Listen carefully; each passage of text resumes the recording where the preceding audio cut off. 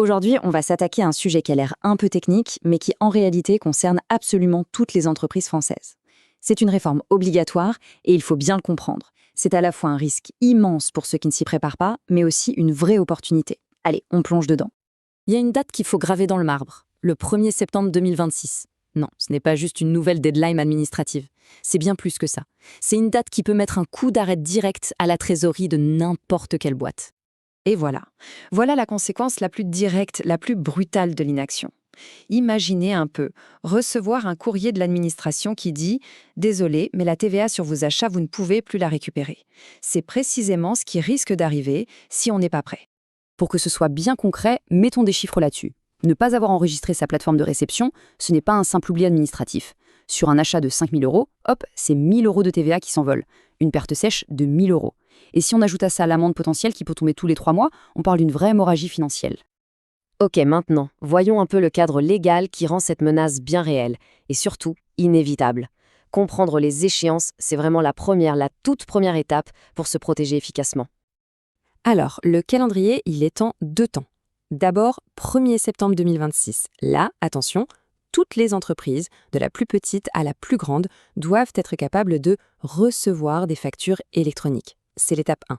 Ensuite, 1 an plus tard, 1er septembre 2027, les PME et TPE devront, à leur tour, émettre ces factures.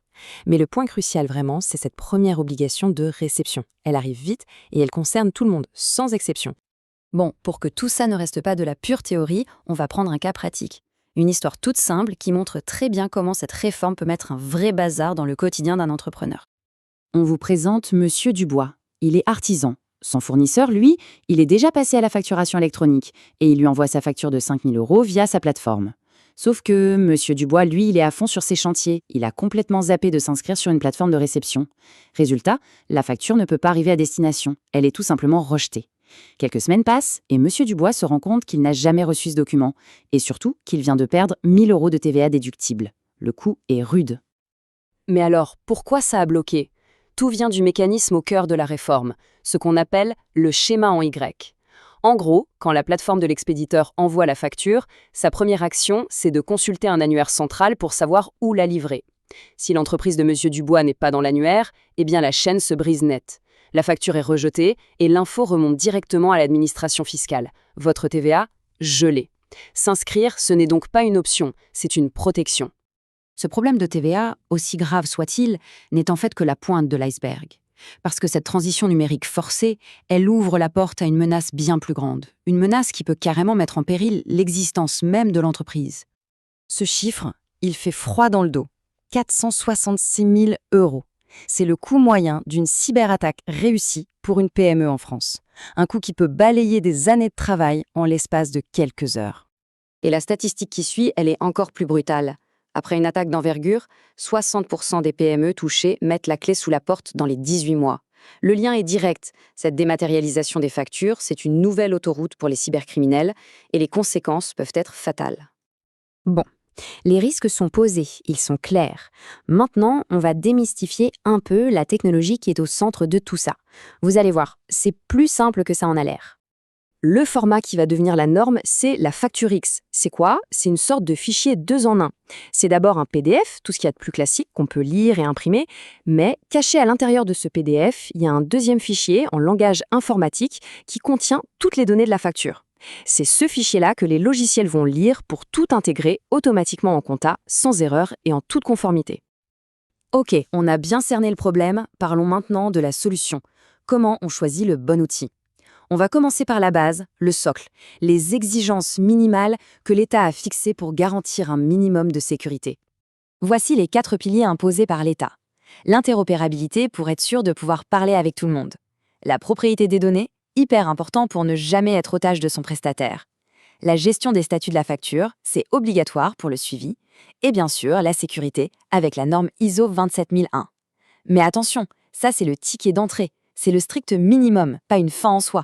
Parce que se contenter du minimum syndical, c'est finalement accepter de vivre avec un risque.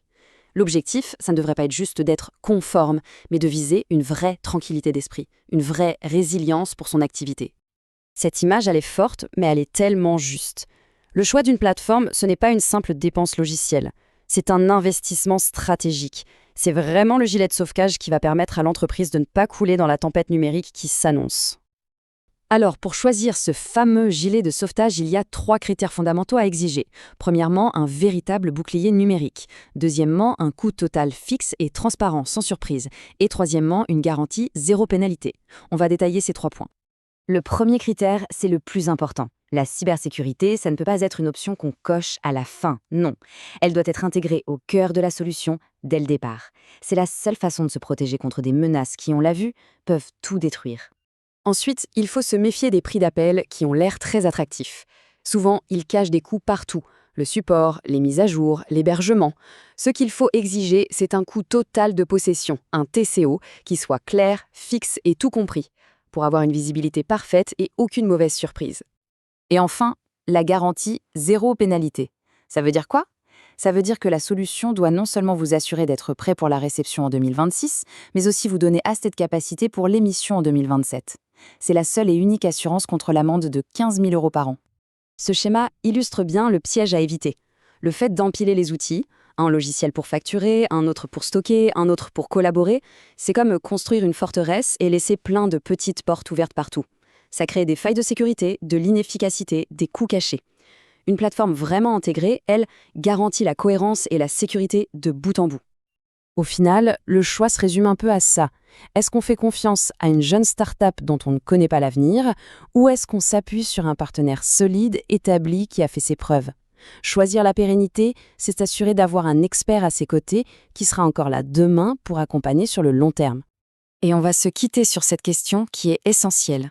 Face à cette réforme, est-ce que le système de gestion actuel est une protection, un vrai bouclier, ou est-il en train de devenir, sans qu'on s'en rende compte, la plus grande faille de l'entreprise? C'est maintenant qu'il faut se poser la question.